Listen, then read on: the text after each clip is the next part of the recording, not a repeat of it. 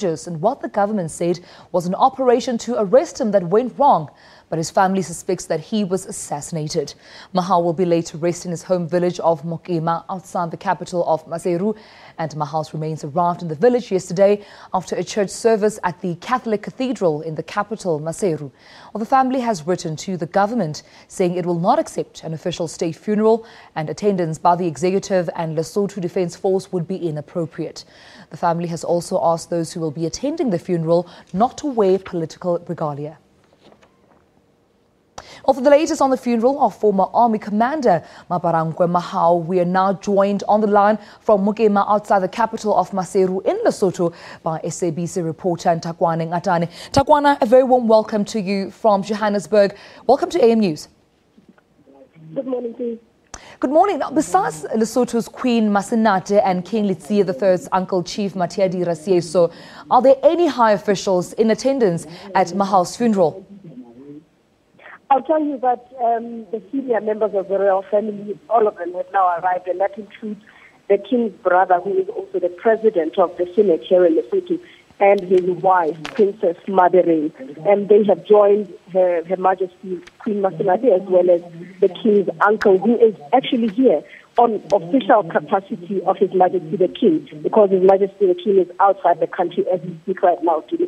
So the senior members of the royal family here. We also saw judges of the High Court arriving. You'll remember that Mahao has qualified as a lawyer, and he was a member still of the Law Society here in Lesotho. And the Law Society is flanking his casket as we speak.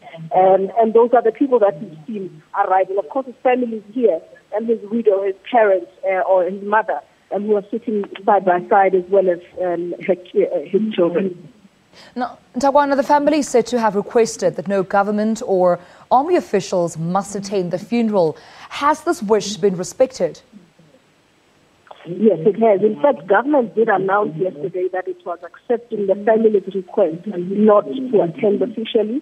And when we spoke to the spokesperson of the Prime Minister, he said the government had accepted that request from the family. So as we are here now, there is no presence of the military because he was a former commander and still a member of the army. And it would be expected that this would be an official army funeral where you would probably have a gun salute. You would see a lot of the pomp of the military, and all of that is absent here today. There is a little presence of the police that have been steering traffic here in the local police who are showing people around, but that's really all the official lead that you can see at this funeral. Otherwise, people are here dressed in their traditional gear mostly. The family had also requested that nobody should wear their political party regalia, and we're seeing none of that as it is here today. Now, we also understand that Lesotho local radio station Harvest FM, which was broadcasting live the funeral Mahao, has been cut off. Can you update us about that? Yes. Apparently, just before 10 o'clock, the radio station was cut off air. And when we spoke to the owner of the radio station, she told us that she had been warned by the Communications Authority against warning Mahao's memorial service on Wednesday. And earlier on today, they felt or heard some disturbances on their broadcast, but they didn't think anything of it until just before 10 o'clock when they went off air. When we spoke to the Minister of Communications, he denies knowing anything about it.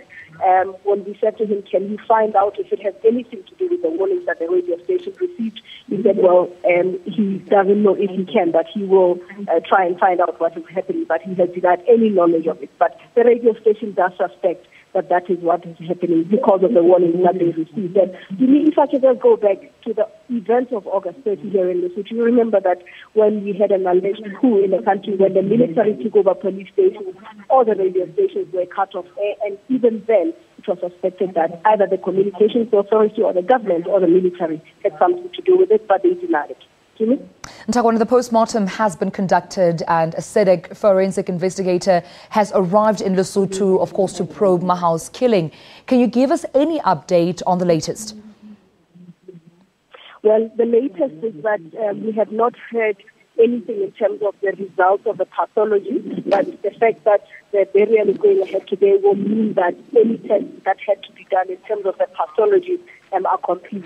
What is left now is the investigation, the forensic investigations that we understand that are currently underway. When we spoke to the spokesperson of the police, he said to us he would not give us any details in terms of how the investigation itself would be conducted.